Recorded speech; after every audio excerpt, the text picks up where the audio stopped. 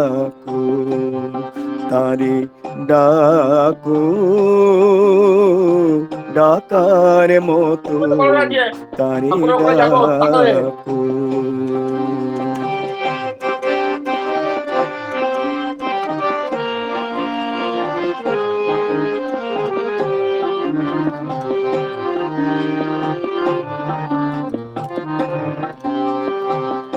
ধ্রুব প্রহ্লাদ যেভাবে ডেকেছে, যেভাবে ডেকেছে রাধা, ধ্রুব প্রহ্লাদ যেভাবে ডেকেছে, যেভাবে ডেকেছে রাধা, তেমনি করিয়া ডাকরে তারে, তেমনি করিয়া ডাকরে তারে, আকুল প্রাণে তারে ডাকো ডাকার মতো তারে ডাকো তারে ডাকো ডাকার মতো তারে ডাকো। চোখের জলে হৃদয় মাঝে, চোখের জলে হৃদয় মাঝে প্রেম ছবি তারাকো,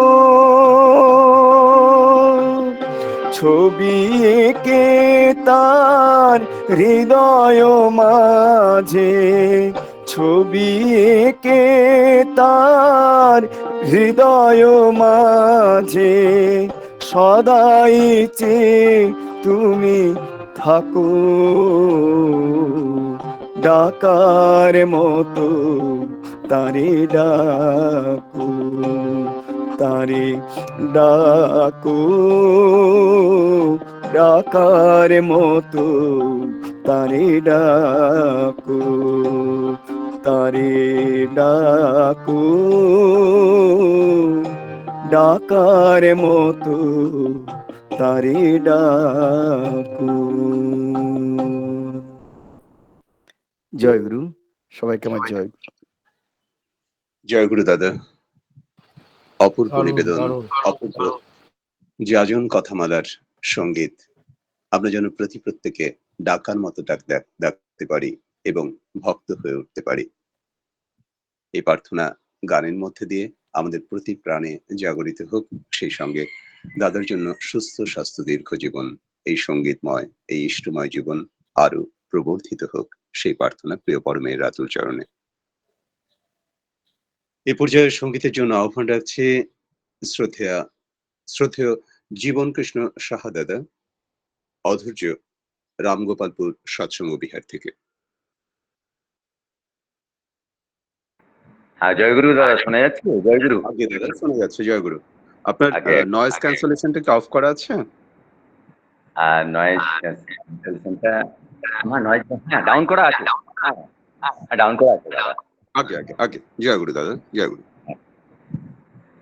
আজকের এই যে সৎসঙ্গ, আমাদের শর্মিষ্ঠা সাহুমা আমাকে যুক্ত করিয়েছেন। তিনি আমায় অত্যন্ত স্নেহ করেন, তাই তার ভালোবাসার টানে আমি যুক্ত হতে পেরেছি। পরমপিতা রাতুল ডাঙ্গার চরণে আমি তার প্রথমেই শান্তি স্বস্তি মঙ্গল প্রার্থনা করি। আজকে এই অনলাইনে উপস্থিত পূত পবিত্র পাঞ্জাধারী কর্মী শ্রদ্ধেয় দাদাদের, অন্যান্য সকল ইষ্টপ্রাণ শ্রদ্ধেয় দাদাদের, ভক্তিমতী মায়েদের, ছোট ছোট ভাই বোনেদের যথাযোগ্য স্থানে আমার প্রণাম, শ্রদ্ধা, প্রীতি, শুভেচ্ছা, ভালোবাসা এবং আনন্দিত জয়গুরু জানিয়ে পরম পূজ্যপাদ শ্রী শ্রী দাদা বিরচিত এবং সৎসঙ্গ সঙ্গীত জগতের প্রধান প্রয়াত শ্রদ্ধেয় শ্রী নিখিল কুমার ঘটক, আমার অত্যন্ত প্রিয়, আমাদের সকলের তনুদা স্বরারোপিত গান পরিবেশন করার চেষ্টা করছি।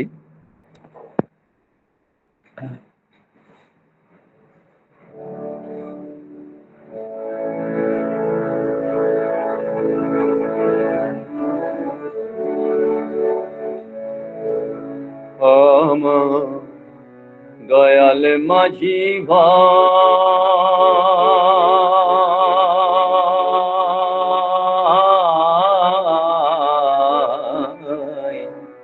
আমি ভব দরিয়া তোমার সনে পাহাড়ি দিতে চাই।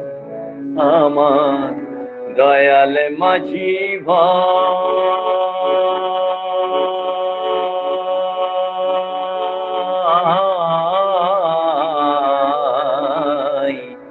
আমি ভব দরিয়া তোমার সনে পাহাড়ি দিতে চাই। ভবসাগরের অথই জলে বাসনার ঢেউ উঠছে কুলে। ভবসাগরের অথই জলে বাসনার ঢেউ উঠছে কুলে।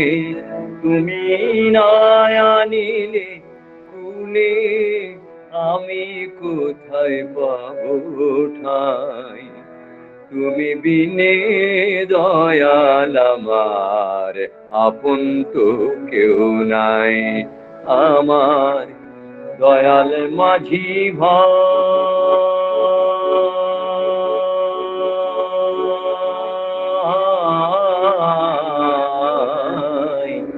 আমি ভব দরিয়া তোমার সনে পাড়ি দিতে চাই।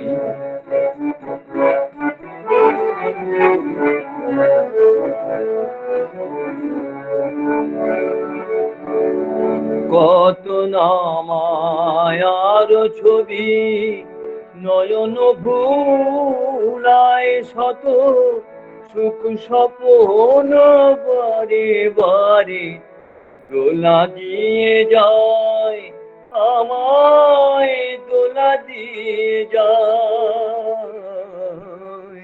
কত নামায়ার ছবি নয়ন ভুলায় শত সুখ স্বপ্ন বারে বারে দোলা দিয়ে যায় আমায় দোলা দিয়ে যায়।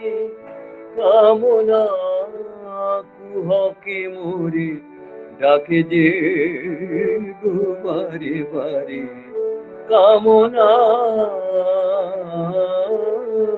কুহকে মোরে ডাকে যে বারে বারে। এবার তুমি না রাখিলে আমি ভেসে যাই। তুমি বিনে দয়াল আমার আপন তো কেউ নাই। আমার দয়াল মাঝি ভাই,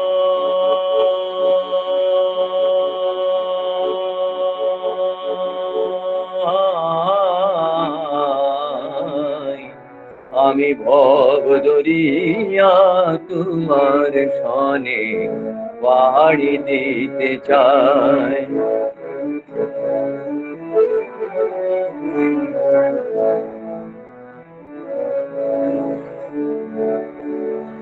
সারা জীবন ফুলের চাষে কেটে গেছে বেলা।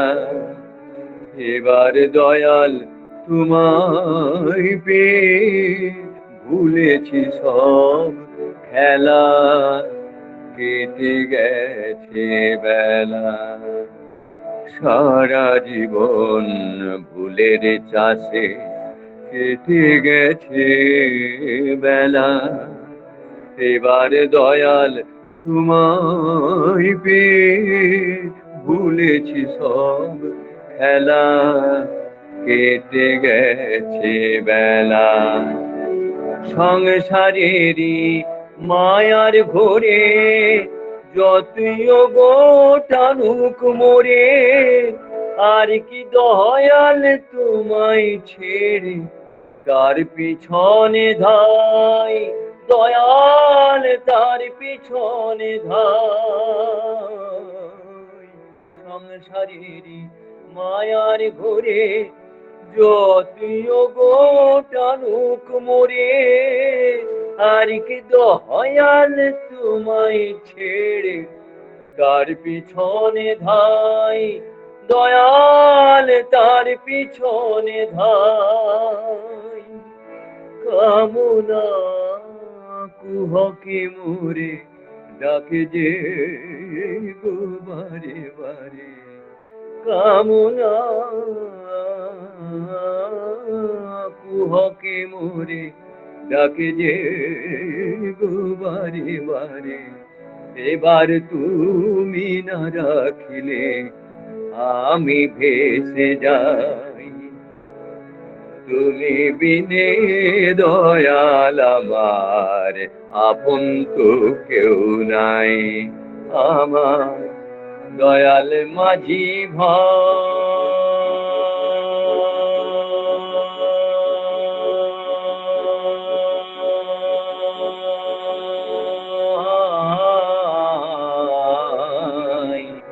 আমি ভব দরিয়া তোমার সনে পাড়ি দিতে চাই।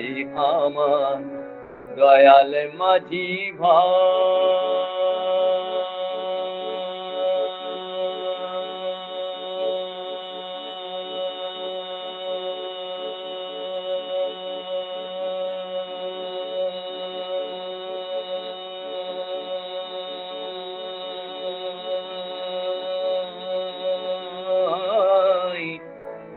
দয়াল মাঝি ভাই,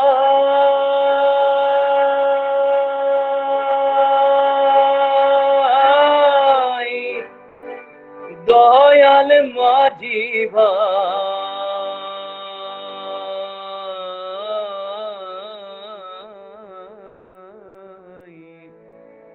দয়াল মাঝি ভাই।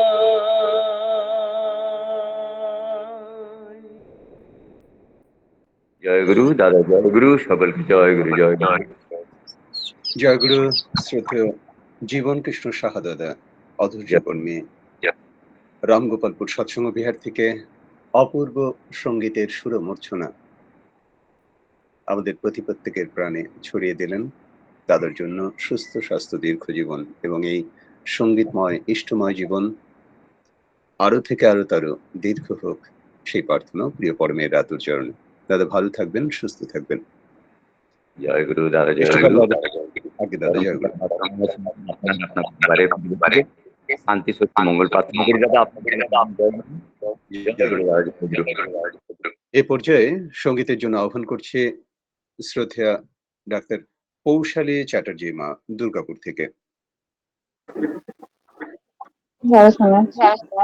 আগে মা শোনা যাচ্ছে। জয়গুরু।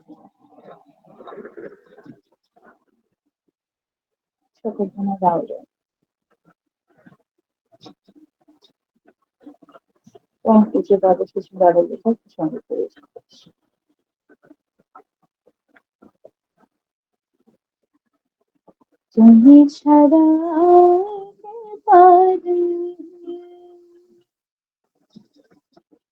ভালোবাসা দিয়ে বুঝিয়ে দিতে এ সংসারে তুমি ছাড়া কে পারে ভালোবাসা দিয়ে ভরিয়ে দিতে এ সংসারে তুমি ছাড়া কে পারে না করে কোনো যতন পেয়েছি এমন রতন না করে কোনো যতন পেয়েছি এমন রতন সে রতন যায় না খোয়ার সে রতন যায় না খোয়ার দিলে দেবে যাবে তাদের তুমি ছাড়া আর কে পারে ভালোবাসা দিয়ে ভরিয়ে দিতে এ সংসারে তুমি ছাড়া আর কে পারে জনম জনম ধরে সারা জীবন চেয়ে গেছে তোমায় বারে বারে, জন্ম জন্ম ধরে সারা জীবন চেয়ে গেছে তোমায় বারে বারে। তাই বুঝি কি এবার দয়া করে টেনে নিলে কাছে দয়াল এমনি হাত ধরে। তাই বুঝি কি এবার দয়া করে টেনে নিলে কাছে দয়াল এমনি হাত ধরে। আর কে ছাড়ে তোমার গো, আর কে ছাড়ে তোমার গো, হৃদয় পূর্ণ করে এখন রাখবো তোমায় ধরে। তুমি ছাড়া আর কে পারে, তুমি ছাড়া আর কে পারে, ভালোবাসা দিয়ে এমন ভরিয়ে দিতে এই সংসারে। তুমি ছাড়া আর কে পারে, ভালোবাসা দিয়ে এমন ভরিয়ে দিতে এই সংসারে। তুমি ছাড়া আর কে পারে। জয়। জয় গুরু মা। বিনম্র নিবেদনের রেশ রাখলেন মা। মায়ের জন্য সুস্থ স্বাস্থ্য, আনন্দময় জীবন প্রার্থনা প্রিয় পরমের রাতুল চরণ। ইষ্টপ্রাণ দাদা ও মায়েরা, আমরা এতক্ষণ সঙ্গীতের সুধারসে ছিলাম। এবারে সঙ্গীতের আরেকটি পর্ব, কীর্তন। প্রিয় পরম রোগ নির্ণয় করতে করতে মানুষের মনের রোগ সারানোর জন্য এই কীর্তনে মাতিয়ে তুলেছিলেন ওই হিমায়তপুর, প্রতাপপুর, কাশীপুর সব অঞ্চল জুড়ে ঢেউ লেগেছিল পার্শ্ববর্তী কুষ্টিয়াতেও। সেই কীর্তনের মাতনে আজকের সৎসঙ্গে তাহিরপুর বারাসাত আঞ্চলিক উপাসনা কেন্দ্র থেকে যুক্ত হয়েছেন শ্রদ্ধেয় জওহরলাল নন্দী দাদা, শ্রদ্ধেয় বাবু পাল দাদা, শ্রদ্ধেয় গণেশ গোস্বামী দাদা ও শ্রদ্ধেয় মানিক দাস দাদা। তাদের আহ্বান করছি কীর্তন নিবেদনের জন্য। জয় গুরু। আগে দাদা, জয় গুরু। সবাই উপস্থিত হতে পারেনি, আমরা দুজন মিলেই করছি, তার জন্য আমি দুঃখিত। সর্বপ্রথমে পরম দয়াল শ্রী শ্রী ঠাকুরের রাঙা রাতুল চরণে প্রণাম জানিয়ে আজকের এই শুভ সৎসঙ্গে উপস্থিত শ্রদ্ধাভাজন দাদা মায়েদেরকে আমার প্রণাম এবং আনন্দিত জয় করি।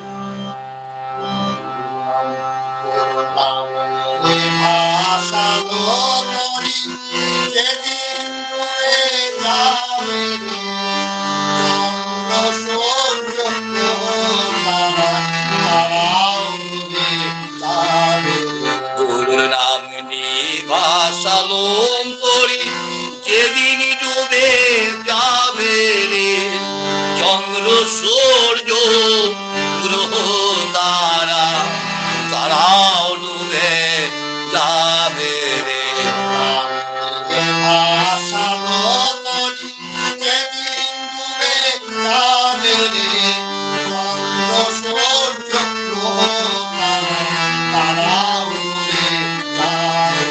গুরুর নাম নিয়ে ভাষালম করি যেদিন ডুবে যাবে রে চন্দ্র সূর্য গ্রহ তারা, তারাও ডুবে যাবে রে।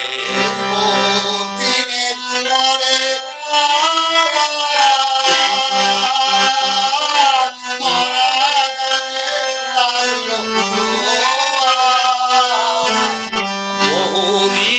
পরে মরা গানে লাগলো জোয়া,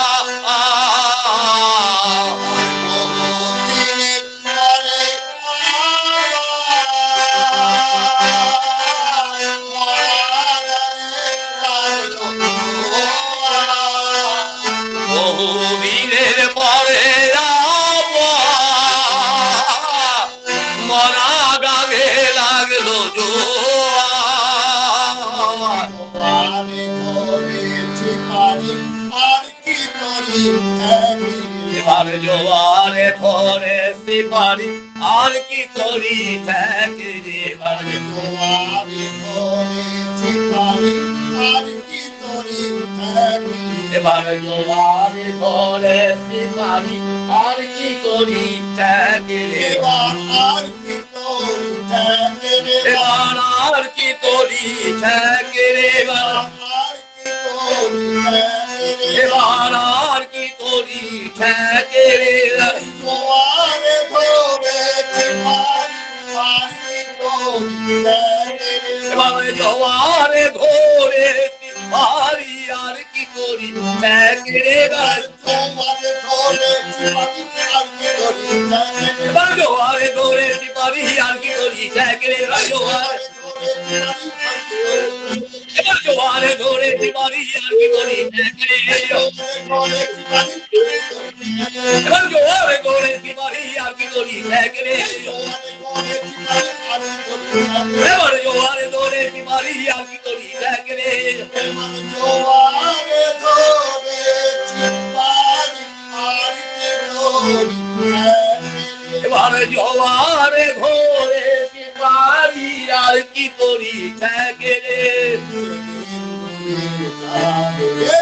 নাম নিয়ে ভাসালো করি যেদিন ডুবে যাবে রে জঙ্গল সূর্য গ্রহ তারা তারাও ডুবে যাবে রে আমির নবী করি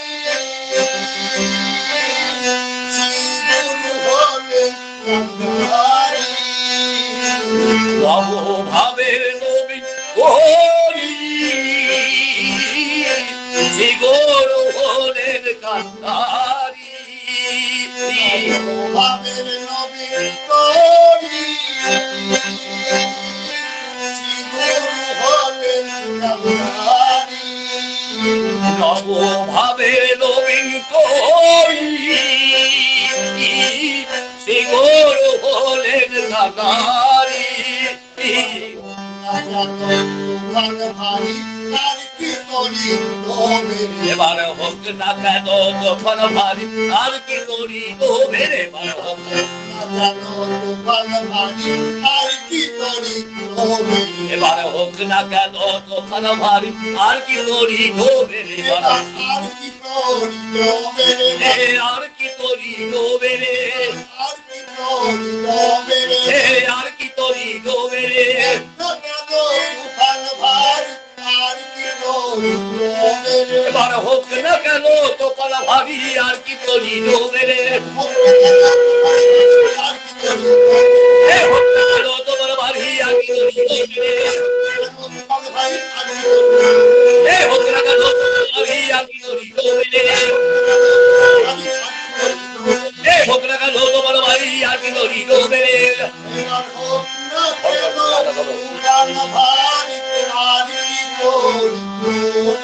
মানে হোক না কেন তোমার ভাবি আর কি করি তবে নাম নিয়ে ভাসাবো করি যেদিন ডুবে যাবে রে চন্দ্র সূর্য গ্রহ তারা তারাও ডুবে যাবে রে দাসের ভয়ে চরে তুফানে ভয় করিলে মুকুন্দ দাসে বলে আর তুফানে ভয় করিতে দাসের ভয়ে চরে তুফানে ভয় করিলে মুকুন্দ দাসে বলে আর তুফানে ভয় করিতে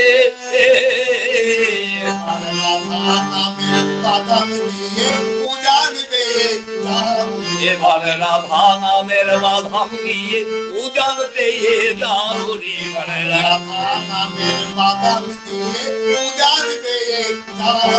এবারে রাধা নামের বাধাম দিয়ে উজান পেয়ে যাবি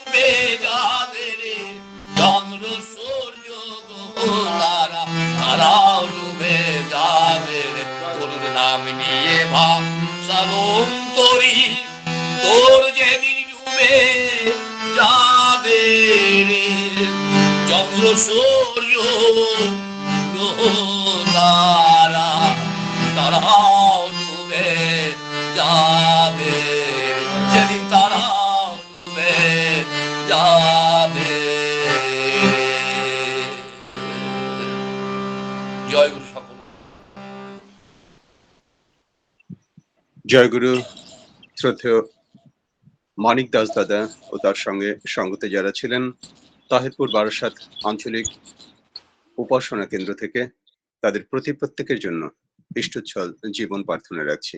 এভাবেই গুরুর নাম নিয়ে চারিদিকে প্রত্যেকের প্রাণে আপনারা সদা জেগে থাকুন, জাগিয়ে রাখুন। ইষ্টপ্রাণ দাদা ও মায়েরা,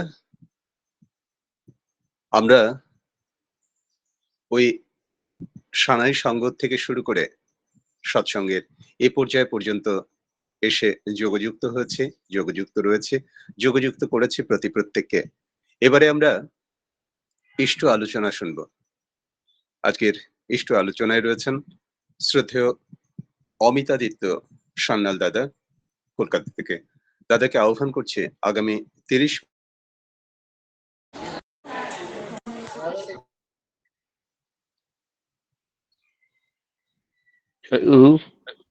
আগে। জয় গুরু দাদা। হয়ে যাচ্ছে তো? আগে দাদা, স্পষ্ট। পরম দয়াল আমার পরমারাধ্য ইষ্টদেব পরম প্রেমময় শ্রী শ্রী ঠাকুরের শ্রীপাদ পদ্মে আমার অনন্ত কোটি প্রণাম। জগৎ জননী শ্রী শ্রী বড়মার শ্রীপাদ পদ্মে আমার কোটি প্রণাম। পরম পূজ্যপাদ শ্রী শ্রী পদ্মার চরণে আমার কোটি কোটি প্রণাম। সৎসহ বর্তমান আচার্য দেব ঠাকুর পরিবারের অন্যান্যদের চরণে আমার অর্থ কোটি প্রণাম জানাই। অনেকদিন পরে আবার এই সৎসঙ্গে যোগদান করার একটা সুযোগ এসেছে। আর অনেকদিন ধরেই একটা ইচ্ছা আছে যে হবে, কিন্তু হয়ে উঠছিল না। আমাকে দিদি বলেছেন যেভাবে সৎসঙ্গের কথা বলতে, যে কথা বলতে, কোনো বিষয় সেভাবে ঠিক করা হয়নি। কিন্তু এখন এই বর্তমান যুগে যে প্রেক্ষাপট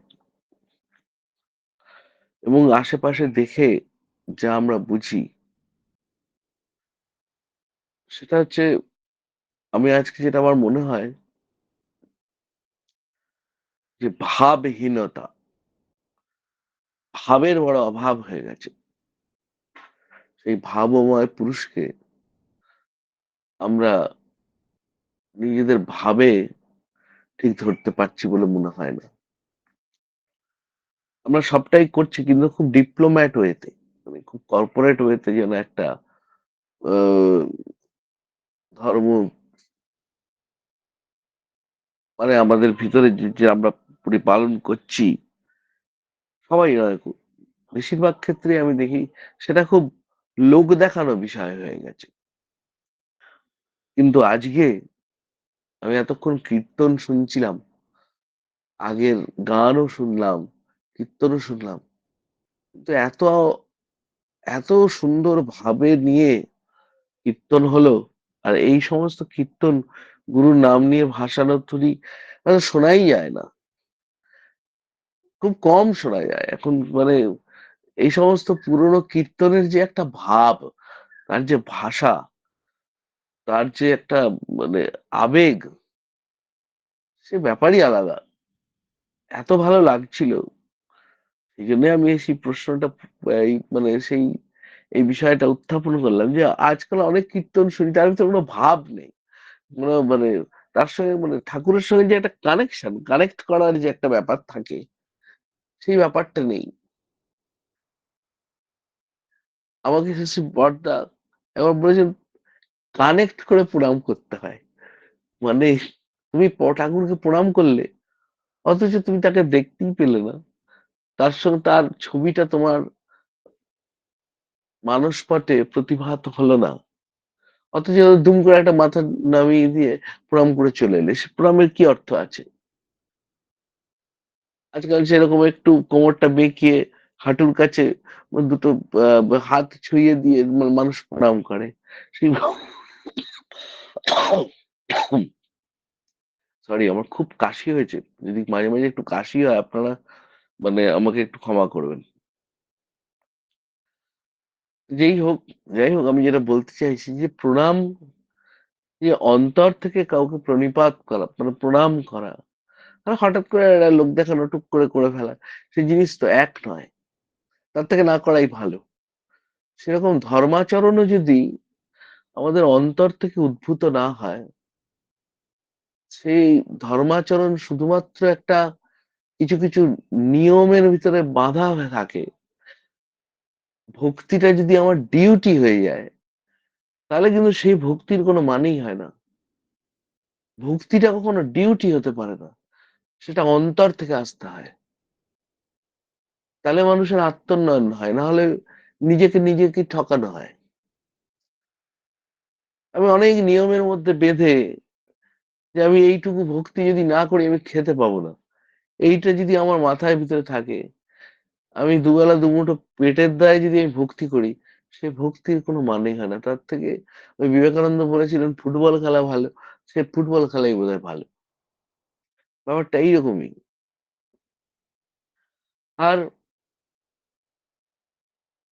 ঠাকুরের যে আইডিওলজি, যে আদর্শ, সে আদর্শ পৃথিবীর মধ্যে বিরল। কতটুকুই বা আমরা এখনো অব্দি চালিয়ে দিতে পেরেছি। আমি দেখা যাচ্ছে অনেক জায়গায় মন্দির হচ্ছে, অনেক জায়গায় আহ অনেক জায়গায় কেন্দ্র গড়ে উঠছে, সবকিছু করে, কিন্তু নতুন মানুষ, আমার নিজের ব্যক্তিগত উপলব্ধি থেকে বলছি, নতুন মানুষ খুব ভালো, মানে কোয়ালিটি মানুষ তো দরকার। যেরকম শ্রীকৃষ্ণ বলছেন গীতায়, আমার জ্ঞানী ভক্ত বেশি আমার পছন্দ। হুম। তো সেই রকম জ্ঞান ভক্তি সম্পন্ন মানুষ, যারা সমাজকে নাড়িয়ে দিতে পারে বা সমাজকে পরিচালিত করতে পারে, সেই রকম মানুষ কিন্তু আমি খুব একটা চোখে পড়ে না। হুম। একটা জায়গায় গেলে, যে একটা মানুষ আমরা নতুন দীক্ষা নিয়েছে, সেই মানুষটা আমাদের ভিতরে এসেছে, খুব সমাজে সে খুব একজন একটা মাথার টাইপের মানুষ, যে সমাজকে নিয়ন্ত্রণ করতে পারে, এরকম মানুষের বড় অভাব হয়ে গেছে।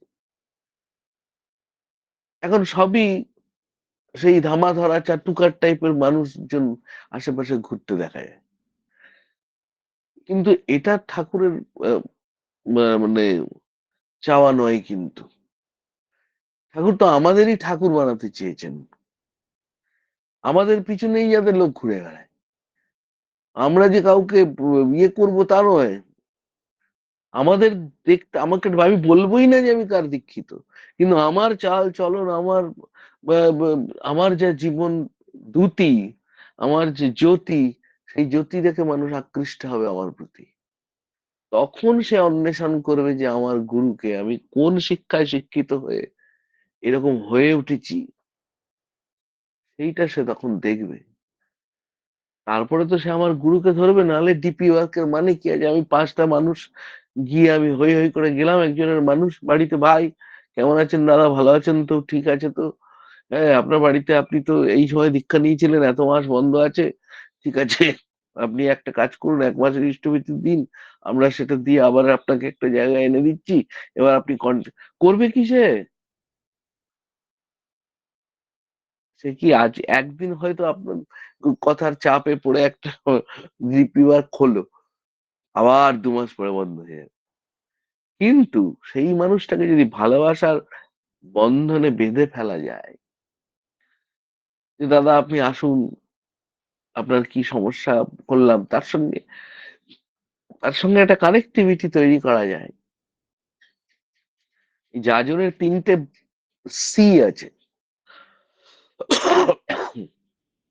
সেদিনকে রাম আমাদের যিনি নিউ ইয়র্কে রামকৃষ্ণ মিশনের যিনি থাকেন, সর্বপ্রিয়ানন্দজি, তার ভাষণ আমার খুব ভাল লাগে। তিনি বলছিলেন এক জায়গায়, আমি শুনছিলাম, যে 3টে সি, একটা হচ্ছে কানেক্ট, একটা হচ্ছে কনভে, আর একটা হচ্ছে কনভিন্স। যাজন পদ্ধতির ভিতরে এই 3টে জিনিস থাকা দরকার। প্রথম, মানুষটার সঙ্গে কানেক্টিভিটি থাকার দরকার। সে মানুষটার সঙ্গে আমার কানেকশন হলো, সে মানুষটা কি করে, কেমন, কোথায় থাকে, তার পছন্দ অপছন্দ আমি সব কিছু বুঝলাম, আমার কি ভালো লাগে, আমি কি করি কি না করি, আমি আমার জীবনটা কিরকম, আমার ভিতরে, অর্থাৎ সে মানুষটার সঙ্গে একটা ভালোবাসার সম্পর্ক তৈরি হলো।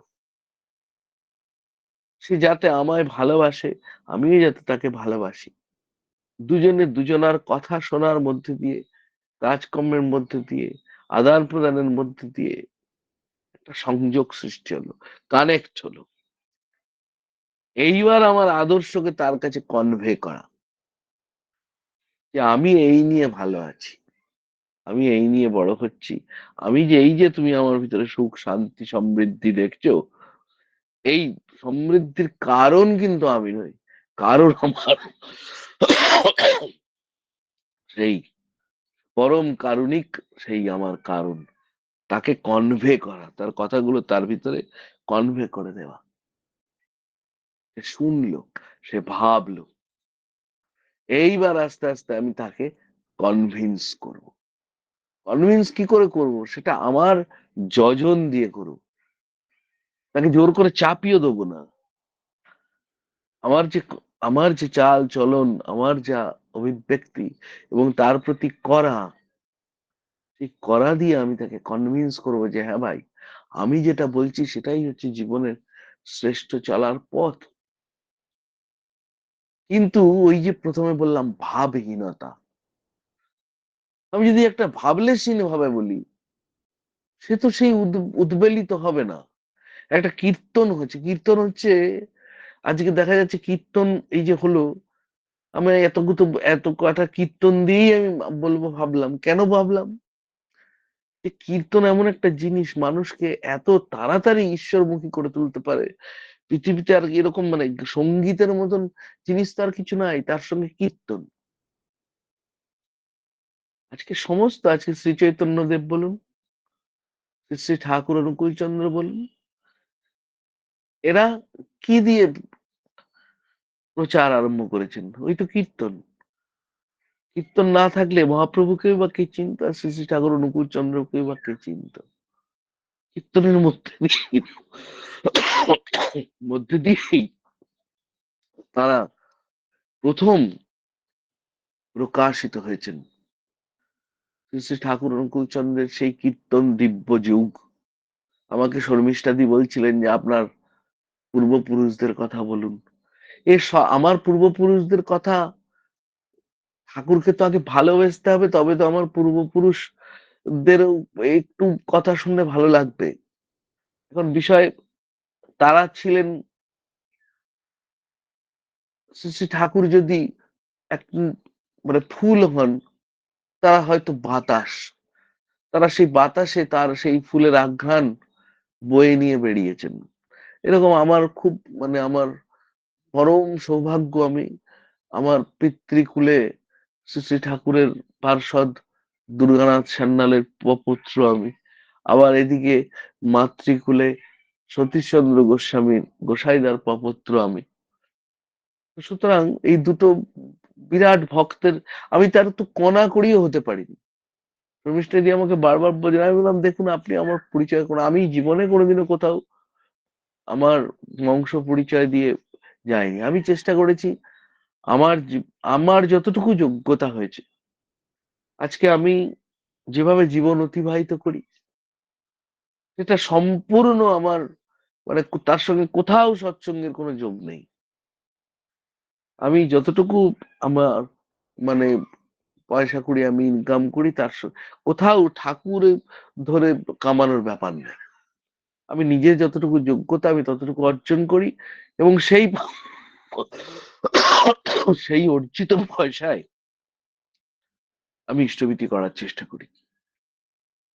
নিজে অর্জন করা পয়সা দিয়ে ইষ্টভীতি করাই তো আসলে ইষ্টভীতি। যদিও আমরা পৃথিবীতে সবই তো তাঁর, ওই সেই কথা গান আছে না, কি দিয়ে পুজিব ভগবান, ভগবান দিয়ে ভগবানের পুজো। তো সেই নজরুল লিখে গেছেন। তো এখন ঘটনা হচ্ছে যে তাকে কি দিয়ে পুজো করব, তবুও আমরা তার জন্য একটা ডিফারেন্স করে ফেলি, এটা আমার পয়সা, ওটা তার পয়সা। সবই তো তার, আমি যে বাড়িতে আছি, যেখানে ঘুমোচ্ছি সবই তার। তো সুতরাং আমরা এখানে ভাড়াটে বাড়ির মতন জীবনে এসেছি, আবার একদিন চলে যাব কিছু না নিয়ে। তিনি সৃষ্টি করেছেন, তিনি দয়া করে যা আমাদের জন্য বরাদ্দ করেছেন সেইটুকু আমরা উপভোগ করছি।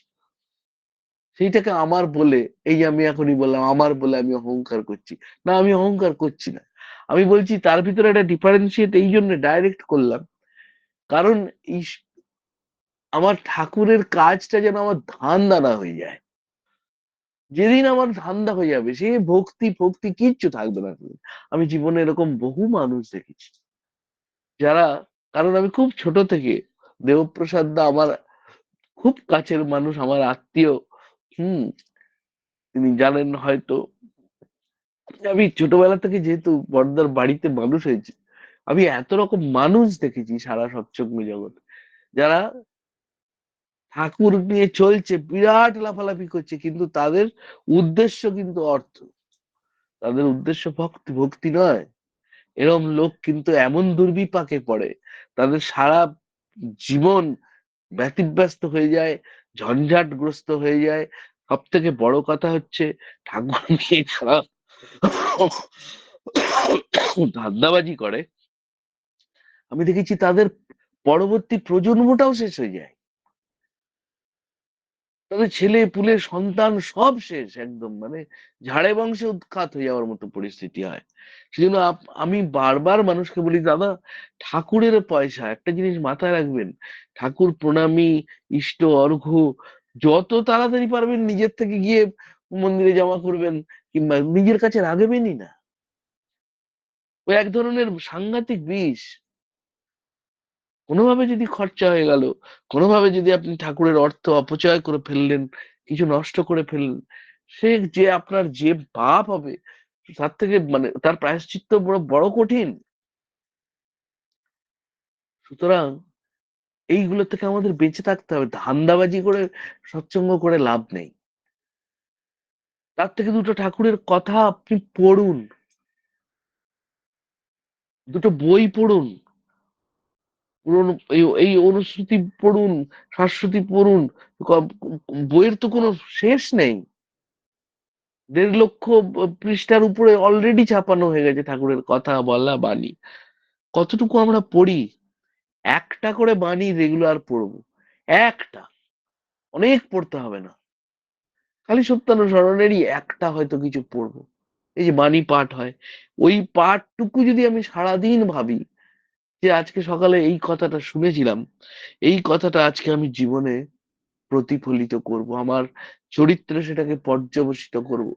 ওই ঠাকুর বললেন, আমার বলাগুলি যদি তোমার ওই কথারই খোরাক মাত্র হয়, না আমার কথার খোরাক আমি হতে দেবো না, আমার ভাবার খোরাক হতে দেবো না, আমি আমার চলার মধ্যে দিয়ে ঠাকুরকে আমার জীবনে পর্যবসিত করব। আমি হয়ে উঠবো, আগে নিজে হয়ে উঠি, বড় বড় বুলি বাতলানোর আগে আমি নিজে আগে হয়ে উঠি। আমি লোককে বলতে পারবো, হ্যাঁ আমি এইটা মেনে চলি, এবং তারপরে আমি মানুষকে বলতে গেলে আমারও সুবিধা হবে। সে তো অটোমেটিক দেখতে পাবে যে আমি এটা মেনে চলি, আমার বলতে অসুবিধা হবে না।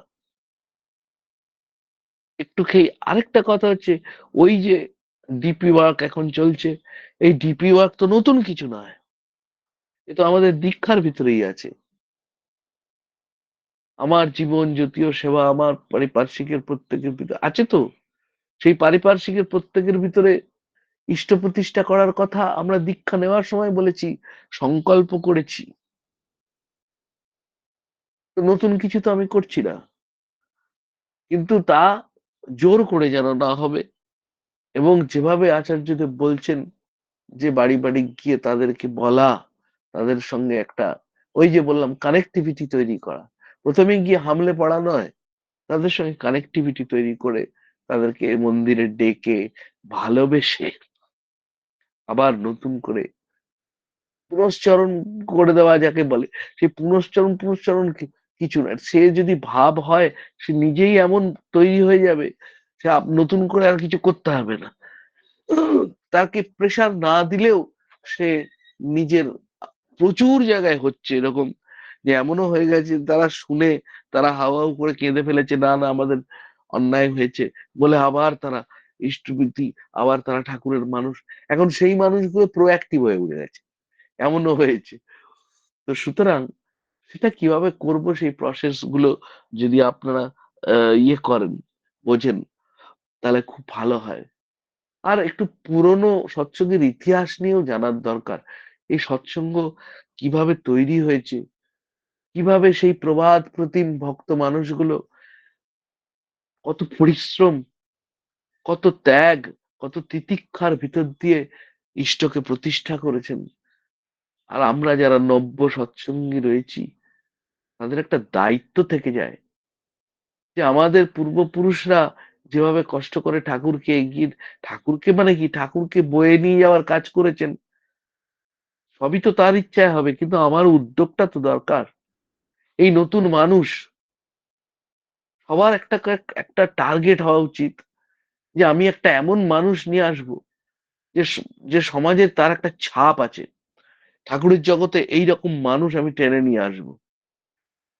এই নয় যে লুঙ্গি পরে দীক্ষা নিতে চলে আসবে, এরকম লোক নয়, সে একটু লেখাপড়া করা মানুষ, সে ভাবতে জানে, তার মনন আছে, এইরকম মানুষ শ্রী শ্রী ঠাকুরের জগতে আমি নিয়ে আসব।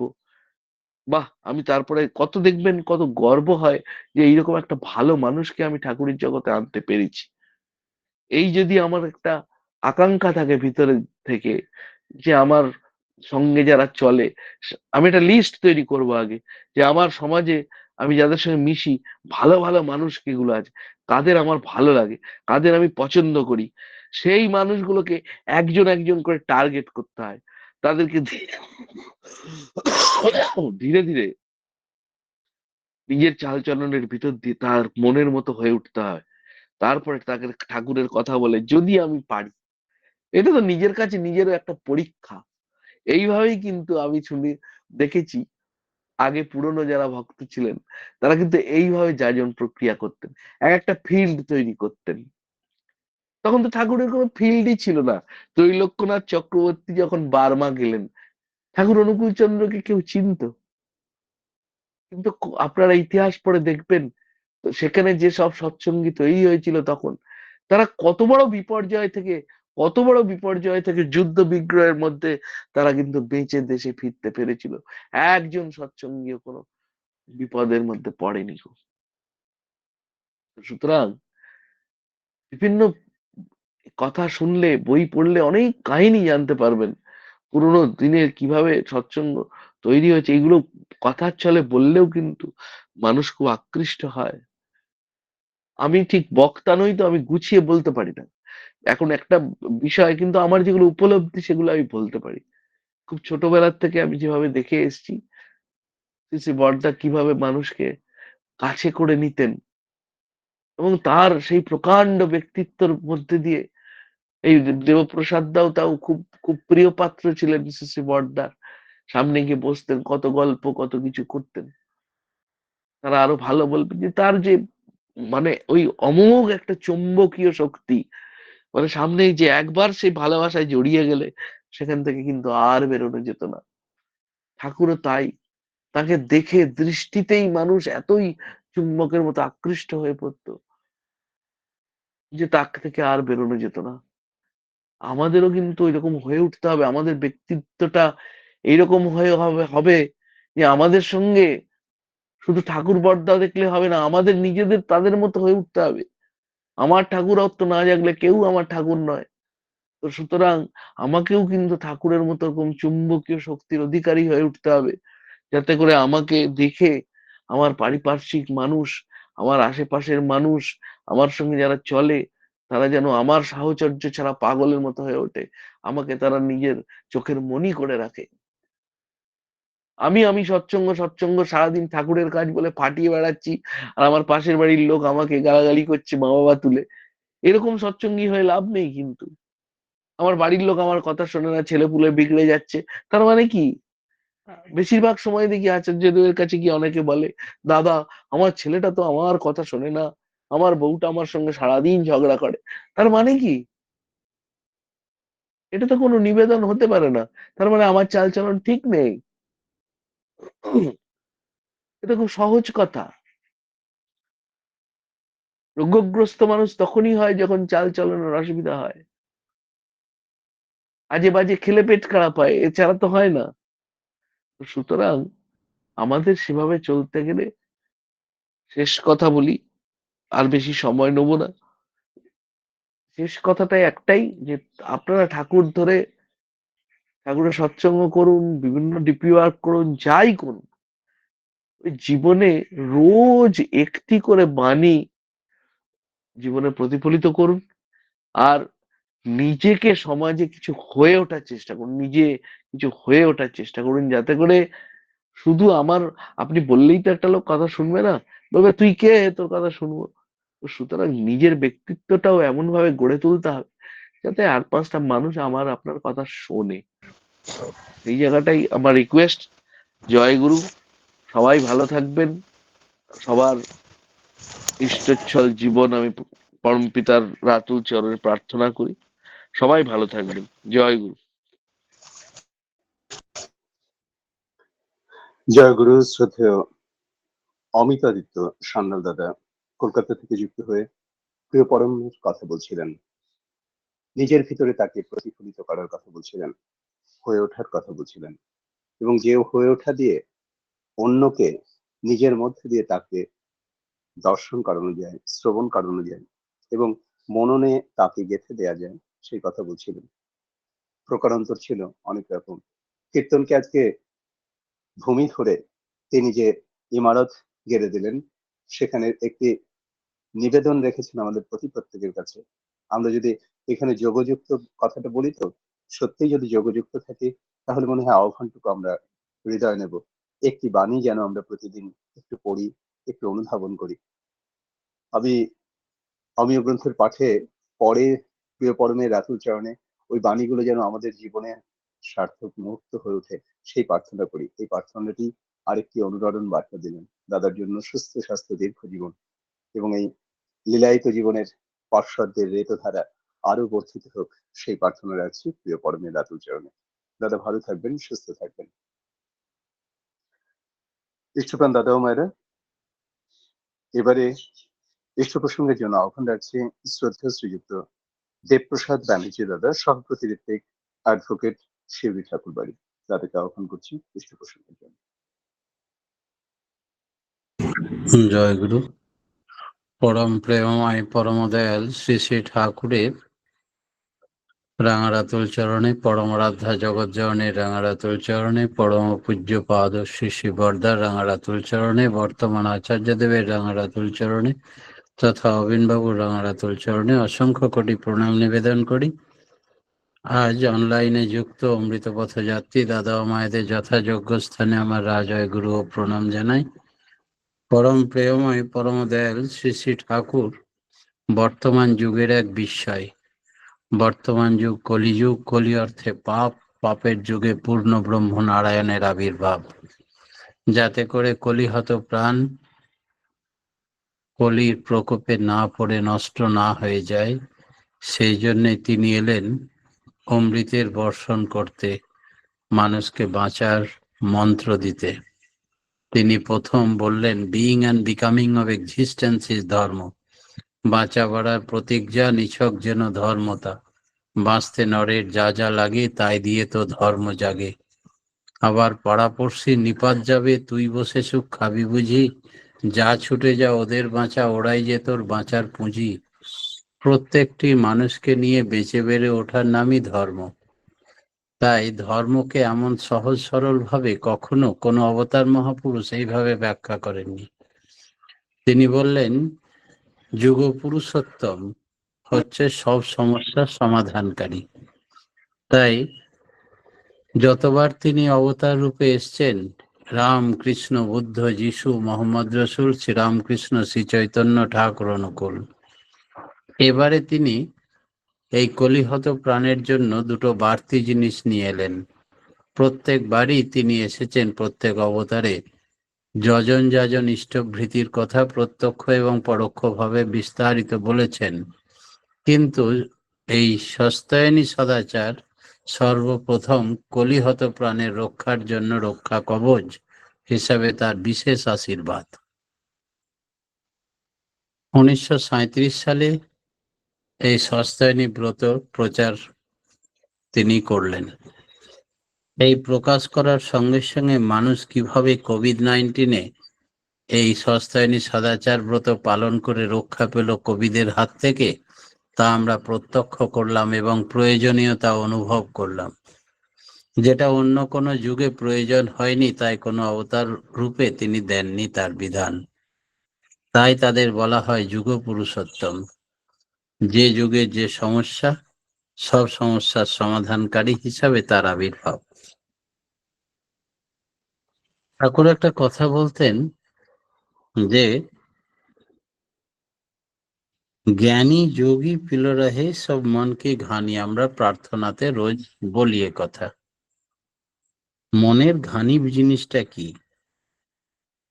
নিজের মন গড়া বা খেয়াল খুশি মতো ভালো মন্দের ধারণা নিয়ে মানুষ যতদিন চলে, ইষ্টের ইচ্ছা ও খুশিকে যতদিন আমল দেয় না, ততদিন মনের ঘানিতে ঘুরতে থাকে। তিনি যা বলেন, ভালো লাগুক না লাগুক, জোর করে তাই করতে হবে। তিনি এমন ভাবে চলতে বলেন যাতে আমাদের বৃত্তির সঙ্গে ঠক্কর লাগে, তাই তাকে বলে ঠাকুর। এইসব ঠক্কর না খেলে মানুষের জ্ঞান চৈতন্য খোলে না। মনের ঘানিতে ঘোরার হাত থেকে রেহাই পাবার সোজা পথ হচ্ছে সদ্গুরু পাকড়ানো, নির্বিচারে তার আদেশ পালন করে চলা। আত্মকেন্দ্রিক প্রীতি ইচ্ছা তারে বলে কাম, কৃষ্ণ কেন্দ্রিক প্রীতি ইচ্ছা ধরে প্রেম নাম। তাই আত্মকেন্দ্রিক প্রীতির ইচ্ছায় মানুষ যা করে, তাতে মনের ঘানিতে ঘোরা ছাড়া আর উপায় থাকে না। আর কৃষ্ণের ইচ্ছাই, তাঁর প্রীতির ইচ্ছায় যা করে, তাতে ওই বন্ধন থেকে মুক্তি হয়। এই হলো সোজা কথা। তাই সদ্গুরুর কাছে মাথা বিকিয়ে না দিলে মানুষের সাধন ভজন শুরুই হয় না। নিজের খুশির জন্য মানুষ যদি ত্রিভুবন উলট পালট করে দিতে পারে, সারা জগৎ তাকে যদি সেই জন্য ধন্য ধন্য করে, তাতেও আধ্যাত্মিক উন্নতি আদৌ নাও হতে পারে। আবার যে গুরুর প্রীতির জন্য যদি সামান্য কাজ নিয়ে থাকে, মানুষ তাকে যদি ঘৃণার চোখেও দেখে, তাতেও তার যথেষ্ট আধ্যাত্মিক উন্নতি হতে পারে। মানুষের বাঁচতে গেলে দুটো জিনিসেরই প্রয়োজন, যেমন অর্থের প্রয়োজন তেমনি পরমার্থের প্রয়োজন। অর্থ সঙ্গতি হলে, অর্থের প্রাবল্য হলে মানুষ শরীর ভালো থাকে, ঘর বাড়ি নির্মাণ ভালো হয়, সমাজে প্রতিষ্ঠা লাভ করে, গাড়ি বাড়ি হয়। কিন্তু এই পরমার্থের উন্নতি হলে কি হয় না, তো সাত্ত্বিক সত্তা পুষ্টি লাভ করে। মানব জীবন যে শ্রেষ্ঠ জীবন, অন্যান্য পশু পাখি থেকে আলাদা, সে ঈশ্বর প্রাপ্তির নেক্সট স্টেজ। এই ঈশ্বর প্রাপ্তির জন্য সদ্গুরুর মন্ত্র সাধন এবং ঈশ্বরত্ব লাভের এই হচ্ছে একমাত্র উপায়। এমন কোনো পৃথিবীতে সিস্টেম নেই যে শ্রেষ্ঠ জনম ছাড়াই স্রষ্টাকে পাওয়া যাবে। কোনো পশু পাখি অন্য কোনো প্রাণী সদ্গুরুর দীক্ষা নেওয়ার অধিকার নেই। নাম ধ্যান জপ সাধন ভজন করার পদ্ধতি নেই। তাই মানব জীবন মানব সফর সফল করতে গেলে তাকে আধ্যাত্মিক চেতনা সম্পন্ন হতেই হবে। আর আধ্যাত্মিক জীবনে এলেই তার রিপু দমন হয়ে যায়। এছাড়া রিপুর সঙ্গে লড়াই করে রিপু দমন করা যায় না। কিরকম? ষড়রিপুকে আমাদের নিয়ন্ত্রণ করতেই হবে। আর আধ্যাত্মিক জীবনে যত মানুষ অগ্রসর হয়, তখন সেগুলো অটোমেটিক নিয়ন্ত্রিত হয়। জোর করে রিপু দমন করতে গেলে নানা রকম প্রতিক্রিয়া দেখা যায় শরীরে। অসুখ বিসুখ, বিকৃতি, অস্বাভাবিকতা, স্নায়ু দৌর্বল্য, অস্থির মস্তিষ্ক, বুদ্ধি বিবেচনা হ্রাস, এইরকম নানা বিপর্যয় দেখা যায়। তাই সহজ রকম সে থাকে না। বাইরে সাধুত্বের ভরং, অথচ ভেতরে ভেতরে জটিল কুটিল রকমে গুপ্ত পথে কাম কামনার বাসনায় সে যত রকমারি আমদানি করে, তাতে তার শুভ কিছু হয় না। প্রবৃত্তিগুলি কখনো দেবে থাকে না, কখনো উত্তাল হয়ে ওঠে সুযোগ পেলেই, কখনো মনের অতলে তলিয়ে গিয়ে বিচিত্র রকমে আত্মপ্রকাশ করে। তাদের ছলাকলা ধরতে পারা বড়ই মুশকিল। এমনতর মানুষগুলো নিজেদের কাছেই নিজের এক একটা মস্ত হেয়ালির মতো হয়ে দাঁড়ায়। সবাই যেন মুখোশ পরা মানুষ। ভেতরের অন্তরের মানুষ মন মুখ এক হয়ে উঠতে পারে না। কেন যে কি করে তা নিজেরাই বুঝতে পারে না। তাদের চলা বলা করার মধ্যে সঙ্গতি তো থাকেই না, বরং দেখলে বহুরূপীর মতো মনে হয়। ক্রমাগত রূপ বদলাচ্ছে। কোন রূপের যে স্থায়িত্ব কতটা হবে তাও সে জানে না। এত যে অসঙ্গতি, অথচ অসঙ্গতির সঙ্গে কোনো খেয়াল নেই। এই মুহূর্তে যেটা বলে, পরের মুহূর্তে ঠিক তার উল্টোটাই সমান জোরের সঙ্গে বলে। কত অনিশ্চিত, বিরুদ্ধ, বিপরীত রকমে চলে, আঁচ করা যায় না। এদের বর্ণনা যদি দিতে বসা যায়, তবে একখানা মহাভারত রচনা হয়ে যাবে। প্রত্যেকটা মানুষের কত রকমের রূপ। এই কমপ্লেক্স বা প্রবৃত্তির বিরুদ্ধে যদি এদের নিরুদ্ধ না করা যায়, সুষ্ঠু সমাধানের মাধ্যমে সবকিছু নিয়ে ইষ্টকে ভালোবাসতে পারা যায়, তবেই সবের নিস্তার।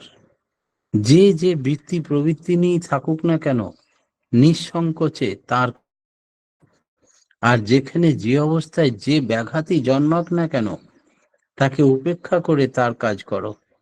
ওতেই সমস্ত নাচন বন্ধ হয়ে যাবে। ইষ্ট স্বার্থ প্রতিষ্ঠামূলক প্রীতিজনক কোনো কাজে নিযুক্ত করতে পারলে নিজেকে, ভালো লাগা ভালোবাসা সব ইষ্টার্থে। ইষ্ট নানা রকম ভাবে ব্যাপৃত থাকে, আর সেই কাজে অভ্যস্ত হয়ে উঠলে আমাদিকে আর পায় কে? মানুষ দিগ্বিজয় লাভ করে, প্রবৃত্তির খপ্পর থেকে মুক্তি লাভ করে। মানুষ রসগোল্লার আস্বাদ যদি একবার পায়, তাহলে তার চিড়ে গুড়ের দিকে আর লোভ থাকে না।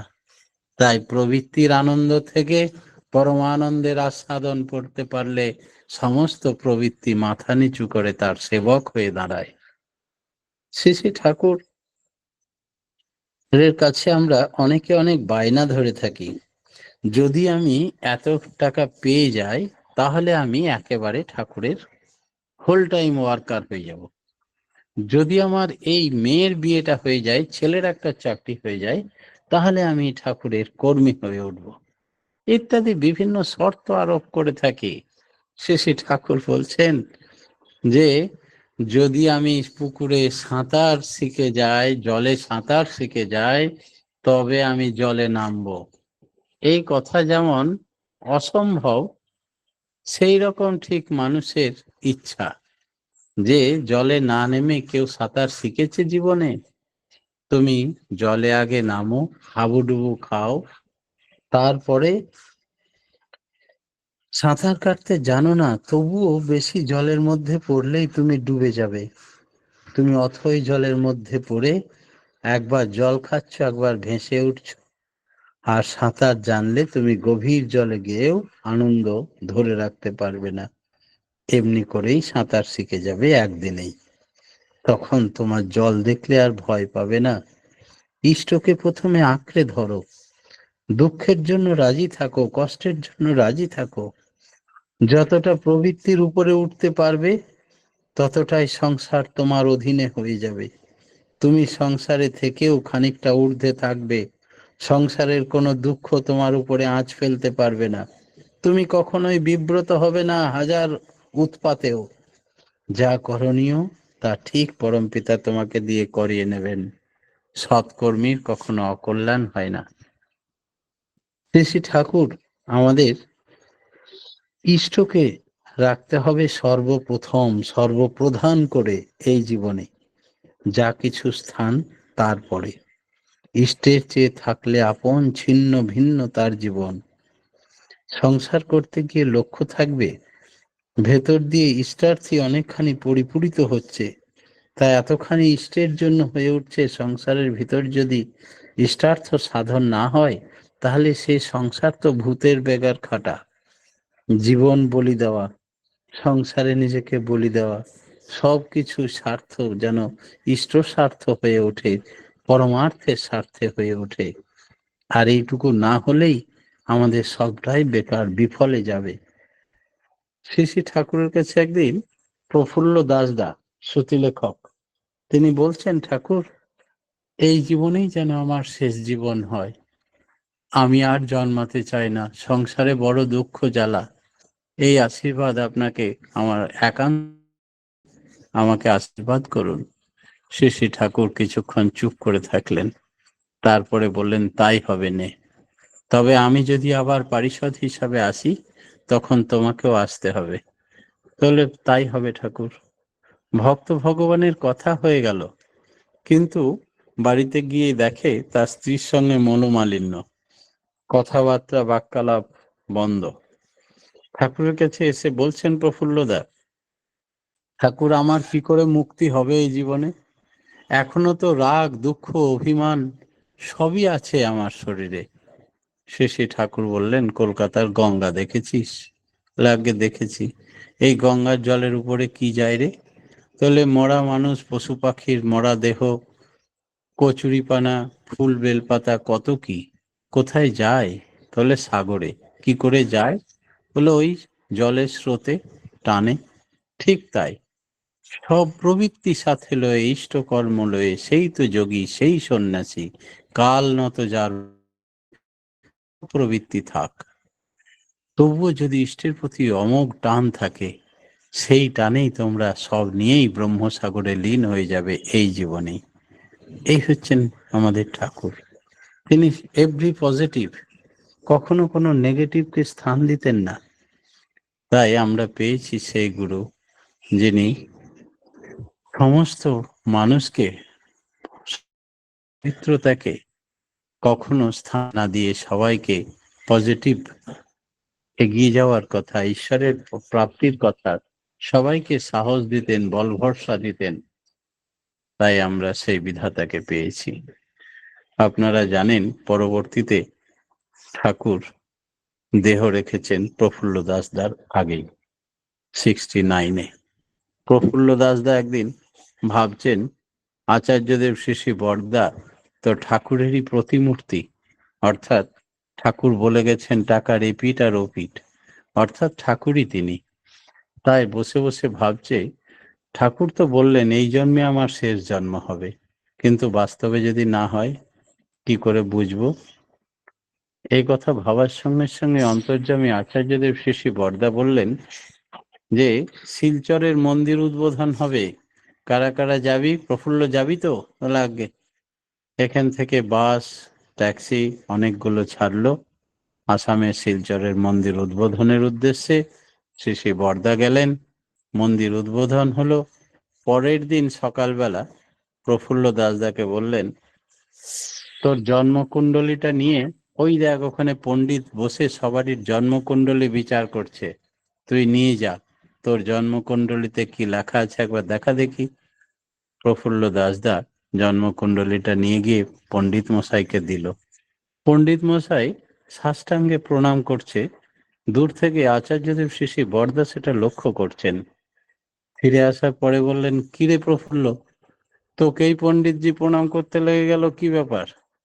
তাহলে পণ্ডিতজি বললেন যে আমি শুনেছি শাস্ত্রে এই বিধান আছে, কোনো কোনো জাতকের এই জীবনেই শেষ জীবন হয়, কিন্তু আমি আজ পর্যন্ত সেই কুণ্ডলী পাইনি। এই সর্বপ্রথম আপনার কুণ্ডলীতে দেখতে পেলাম এই জীবনেই আপনার শেষ জীবন, তাই শেষ যাত্রার মানুষকে একবার প্রণাম করে নেই, তাই জন্য উনি প্রণাম করছিলেন সাষ্টাঙ্গে। বরদার প্রফুল্লদার চোখে চোখে তাকিয়ে বললেন, তোর সংশয়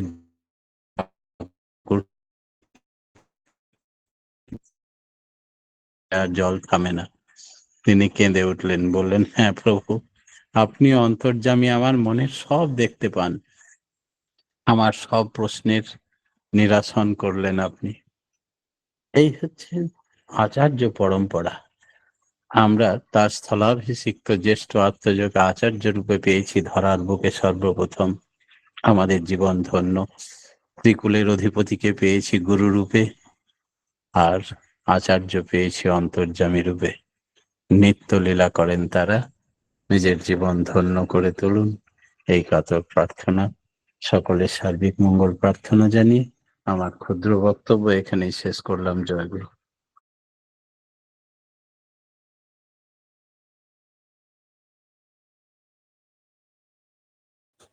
অম্লানদা, সত্যি অম্লানদা, জয়গুরু মা। আমি মোবাইলটা একখানে রেখে হেডফোন কানে ছিল, আবিষ্ট হয়ে শুনছিলাম, এবং একটি প্রশ্ন ছিল, যে প্রশ্নটি নিয়ে আমি চিন্তা করছিলাম আর তরকারি কাটছিলাম, সেই প্রশ্নটি উঠে গেছে, কেন আচার্য পরম্পরা? এই প্রশ্নটা হঠাৎ করে আজকে উঠেছিল। সেই প্রশ্নটার সমাধানও শ্রদ্ধেয় দেবপ্রসাদ ব্যানার্জিদার ইষ্ট প্রসঙ্গের মধ্যে উঠে এলো। প্রতি সাপ্তাহিক সৎসঙ্গের দিন পূর্ববর্তী বক্তাকে ধরে আরো থেকে আরো তর বিচ্ছুরণ করেন তিনি। আজকে একটু ভিন্ন মাতৃকতায় তাকে ছুঁয়ে গেছেন, কিন্তু আমাদেরকে অনুরণিত করেছেন, প্রাণিত করেছেন। আমি জানি, আমি বিশ্বাস করি, আমি প্রতিনিয়ত বলি যে সৎসঙ্গে গিয়ে যদি আপনি স্থির হয়ে থাকতে পারেন, ওই শ্রী বিগ্রহের দিকে তাকিয়ে থাকতে পারেন, আপনার ভিতরে যত সংশয় আছে, যত নিরুত্তর আছে, সবগুলোর উত্তর পেয়ে যাবেন। আজকে সেটুকু পেলাম। মায়ের উদ্বেলতার জন্য ক্ষমা প্রার্থনা করছি। আমার রুমে মোবাইলটি ছিল আর আমি রান্নাঘরে ছিলাম। আমি রান্নাঘরে মোবাইলটি খুঁজছিলাম। আমি যে কানে হেডফোন দিয়ে আছি, ওই স্থিরতা ছিল না। আমি ইষ্ট প্রসঙ্গের মধ্যে চলে গিয়েছিলাম। শ্রদ্ধা দাদার জন্য আরো থেকে আরো তর সুদীর্ঘ জীবন প্রার্থনা রাখছি প্রিয় পরমে দাতুর চরণে। দাদা সুস্থ থাকবেন, ভালো থাকবেন। এভাবেই আমাদেরকে প্রতিদিন, প্রতিক্ষণে, প্রতি সপ্তাহে, প্রতি উৎসবে যাদের পাবেন তাদেরকে আবারও অনুপ্রাণিত করবেন, প্রাণিত করবেন। কৃষ্ণপ্রাণ দাদা মায়েরা, আমরা রয়েছে বীরভূম শিউরি ঠাকুর বাড়ির পক্ষ থেকে বিশেষ সাপ্তাহিক প্রভাতী সৎসঙ্গে। এ পর্যায়ে ধ্বনি ও প্রতিধ্বনি দেবেন। ধ্বনি দেবেন শ্রদ্ধেয় অজিত রায় দাদা, হেমতাবাদ, উত্তর দিনাজপুর থেকে। প্রতিধ্বনি দেবেন শ্রদ্ধেয় করুণাময় মিস্ত্রি দাদা দিল্লি থেকে। ইষ্টপ্রাণ দাদা ও মায়েরা, ধ্বনি প্রতিধ্বনির পরে কেউ মাইক্রোফোন অন করবেন না। পরবর্তীতে শ্রদ্ধেয় দেবপ্রসাদ ব্যানার্জি দাদা আমাদের প্রত্যেকের সঙ্গে জয়গুরু বিনিময় করবে। তার আগে আমরা স্ব অবস্থান থেকে ঠাকুর প্রণাম করব। ধ্বনি ও প্রতিধ্বনির আহ্বান। জয় গুরু। জয় গুরু, করুণাময় মিস্ত্রি দাদা জয়। জয় গুরু, জয় গুরু। পুরুষোত্তমম বন্দে পুরুষোত্তমম, বন্দে পুরুষোত্তমম বন্দে পুরুষোত্তমম, বন্দে পুরুষোত্তমম বন্দে পুরুষোত্তমম। পরম প্রেমময় শ্রী শ্রী ঠাকুর অনুকূল চন্দ্র জি কি জয় প্রেমময় শ্রী শ্রী ঠাকুর অনুকূল চন্দ্র জি কি জয় প্রেমময় শ্রী শ্রী ঠাকুর অনুকূল চন্দ্র জি কি জয় জগৎ জননী শ্রী শ্রী বরমা কি জয় জগৎ জননী শ্রী শ্রী বরমা কি জয় জগৎ জননী শ্রী শ্রী বরমা কি জয় পূজ্যপাদ শ্রী শ্রী বর্দা কি জয় পূজ্যপাদ শ্রী শ্রী বর্দা কি জয় পূজ্যপাদ শ্রী শ্রী বর্দা কি জয় পূজ্যপাদ শ্রী শ্রী আচার্য দেব কি জয় পূজ্যপাদ শ্রী শ্রী আচার্য দেব কি জয় পূজ্যপাদ শ্রী শ্রী আচার্য দেব কি জয় সাঙ্গ কি জয় সাঙ্গ কি জয় সাঙ্গ কি জয় বন্দে পুরুষোত্তমম বন্দে পুরুষোত্তমম, বন্দে আর্য পিতৃন বন্দে আর্য পিতৃন, বন্দে মাতৃবর্গান বন্দে মাতৃবর্গন, বন্দে অহং কৃষ্টি দৈবতান বন্দে অহং কৃষ্টি দৈবতন, বন্দে পুরুষোত্তমম বন্দে পুরুষোত্তমম, বন্দে পুরুষোত্তমম বন্দে পুরুষোত্তমম। পরম প্রেমময় শ্রী শ্রী ঠাকুর অনুকূল চন্দ্র জি কি জয় জয় গুরু। জয় গুরু। জয়গুরু শ্রদ্ধেয় অজিত রায় দাদা হেমতাবাদ উত্তর দিনাজপুর থেকে এবং শ্রদ্ধেয় করুণাময় মিস্ত্রি দাদা দিল্লি থেকে যুক্ত হয়ে ধ্বনি ও প্রতিধ্বনি দিলেন। তাদের ও তাদের পরিবারের প্রত্যেকের জন্য ঈশ্বরচ্ছল জীবন প্রার্থনা রাখছি প্রিয় পরমের রাতুল চরণ। ইষ্টপ্রাণ দাদা ও মায়েরা, আমরা এখন স্ব অবস্থান থেকে ঠাকুর, বড়মা, বড়দা, আচার্য দেবের চরণে প্রণাম নিবেদন করব। প্রণাম পরবর্তী শ্রদ্ধেয়